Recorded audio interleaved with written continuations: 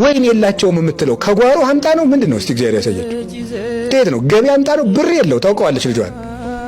ወይን ከማዲጋው ቀርታ አምጣ ነው የምትለው? የለውማ። ምንድነው የምትለው? ምን አንተ ሁሉን ቻይ ልጅ አይደለህ እንዴ አለችው።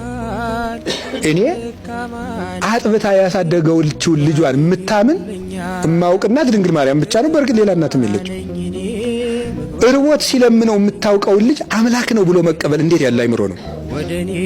እርቦት ሲለምናት ያየችውን፣ ደክሞት ሲያለቅስባት ያየችውን አምላኬ ብላ የምታምን ልቧ እንዴት ያለ ትልቅ ነው! የእመቤታችን በእውነት እንደ ድንግል ማርያም ያለ ልብ ከምድርና ከሰማይ የሰፋ ልብ በምድር ላይ የለም።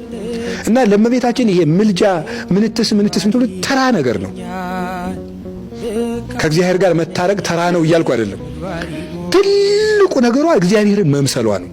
ንጽህናዋ፣ ቅድስናዋ፣ የሚደነቅ እምነቷ። እንዴ ሔዋን እኮ ያየችውን አምላክ ነው ማመን ያቃታት። ያየችውን አምላክ ማለት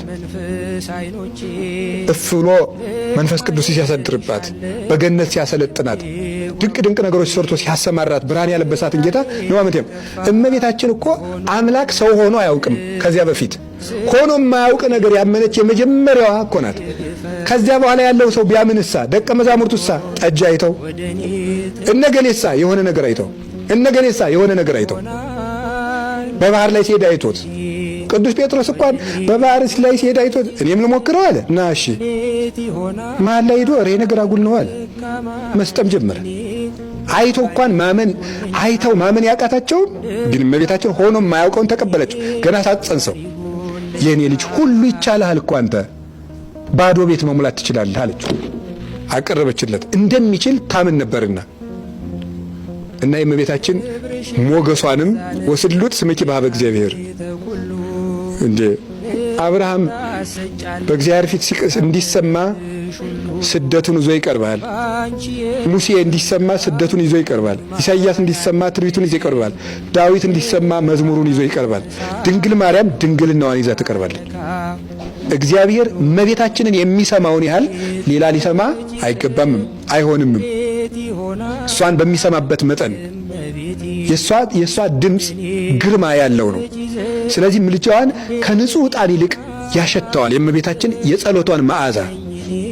ጸሎት ሁሉ በእመቤታችን ጸሎት ተቋጥሮ ሲሄድ በእግዚአብሔር ፊት ይሰለጥናል፣ ክብር ይሰጠዋል። ለንጉሥ የሚቀርብ ስጦታ በንጹሕ ሳጥን እንደሚቀርበው ሁሉ ለእግዚአብሔር የምናቀርበውን ጸሎት ሁሉ በድንግል ማርያም ንጽሕና ውስጥ ስንቋጠረው ያምርበታል። ውበት የሌለው ጸሎታችን እመቤታችን ይዛው ስትሄድ ውበት ያገኛል። ባዶ ነገራችን እመቤታችን ይዛው ስትቀርብ ክብር ያገኛል፣ መልክ ያገኛል፣ ጣዕም ያገኛል፣ መዓዛ ያገኛል። ምንም የሆነው ሕይወታችን ማለት እንደዚያ ነው። ብዙ ባዶ የሆኑ አባቶችን፣ ብዙ ባዶ የሆኑ እናቶችን እመቤታችን ይዛ ቀርባ ባዶ እንዴ የበላይ ሰብ ቀዝቃዛ ውሃውን ከ78 ነፍሳት በልጣ አንተ ይደንቃል።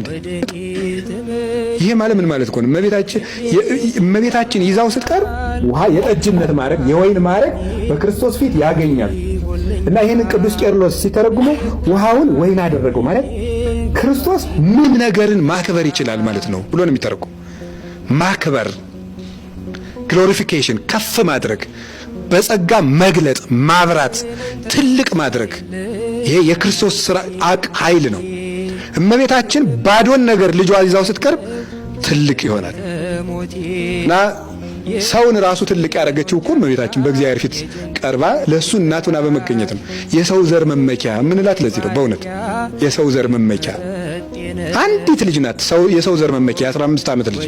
ዛሬ ደግሞ የ64 ዓመት እናቱና ያረፈችው እናታችን ድንግል ማርያም እሷ የሰው ዘር መመኪያ የሰው ልጅ ውክልና ናት።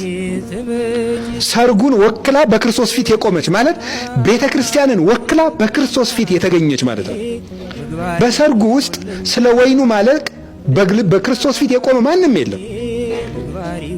መዓዛ፣ ጣዕም፣ መልክ ለሌለው ዓለም በእግዚአብሔር ፊት ሰው ሆና የተገኘች አንዲት ሰው ናት።